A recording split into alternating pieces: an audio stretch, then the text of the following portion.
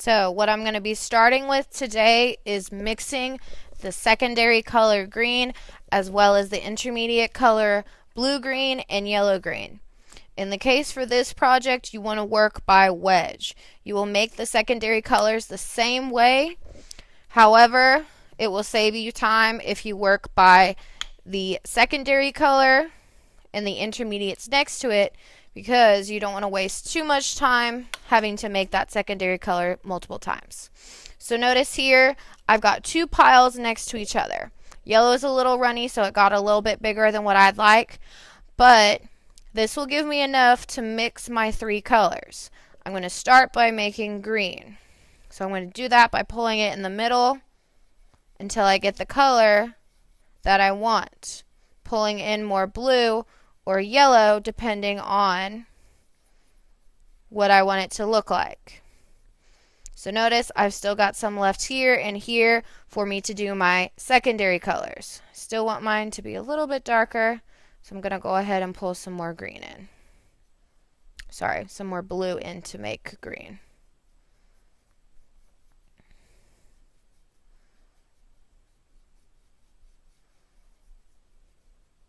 So just like last time, you're going to want to make piles. So I'm going to make a pile for my tint, my shade, and my tone. So I'm going to go ahead and put my neutral colors down of white and black.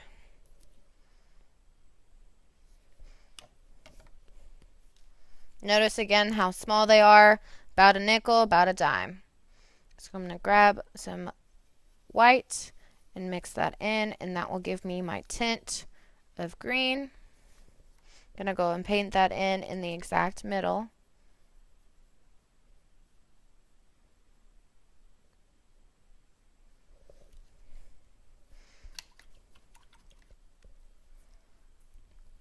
I've got green here.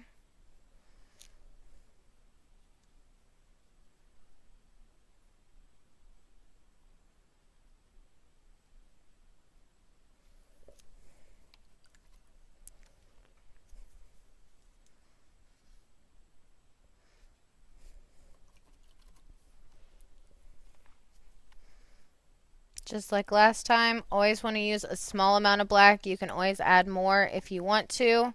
This will give you kind of like a forest green.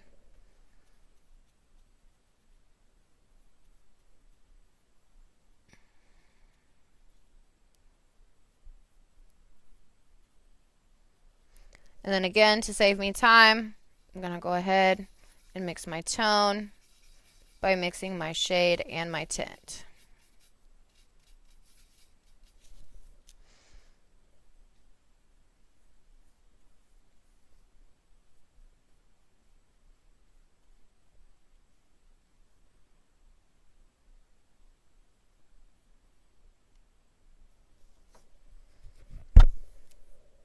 So I finished with that one. I'm going to go ahead and take part of my green and make yellow green.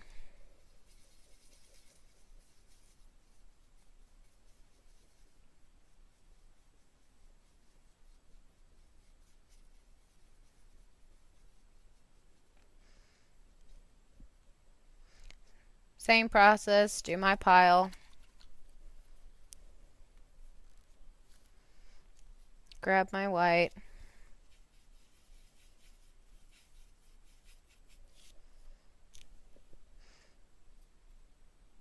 And again, make sure you put it in the correct location. Yellow-green belongs in between green and yellow.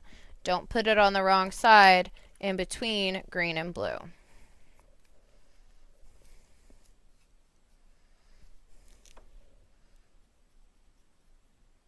And you'll know you've made the correct color because your green will be more blue than it has yellow. You can tell it's yellow-green because it has a brighter color, not a lighter. So since this one almost has mostly yellow, you still want to be really careful and not use too much black it'll give you kind of like a dirty olive green.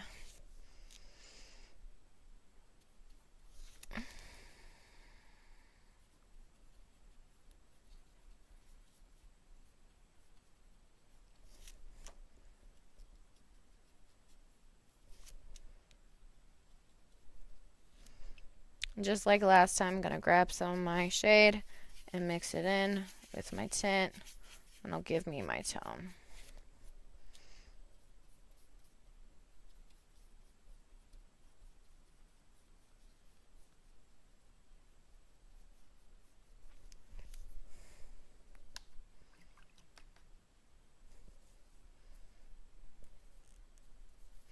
So for blue-green, I'm going to go ahead and pull blue off to the side. That way I can make sure to make the color that I want.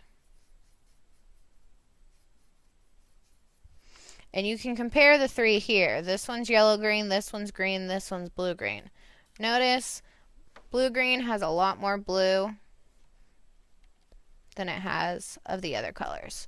I'm going to save time and go ahead and do my two piles because I had a lot of paint on the brush.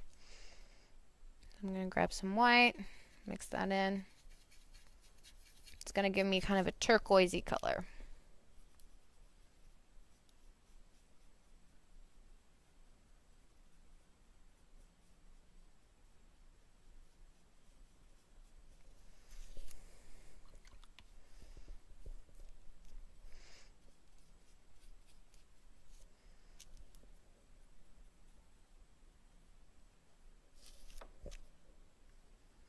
And again, when you compare it to the color next of it, it should look like it has more blue in it than it has yellow. That's how you know you got the correct color.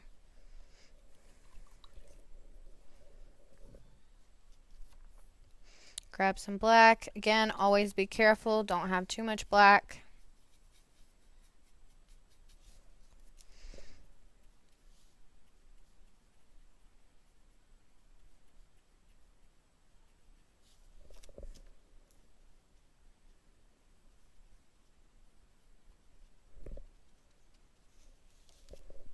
And this time I'm going to go ahead and mix gray.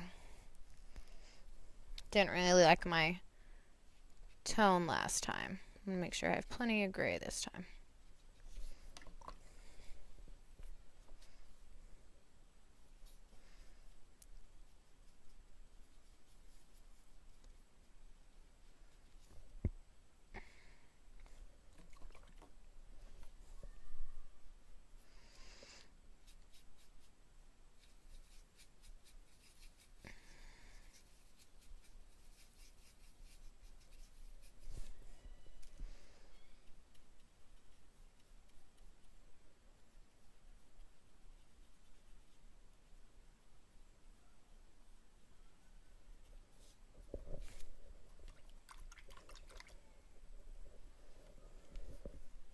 Again, notice my piles are a little bit bigger this time, but I still had enough room on the plate as long as you kept it to the appropriate size.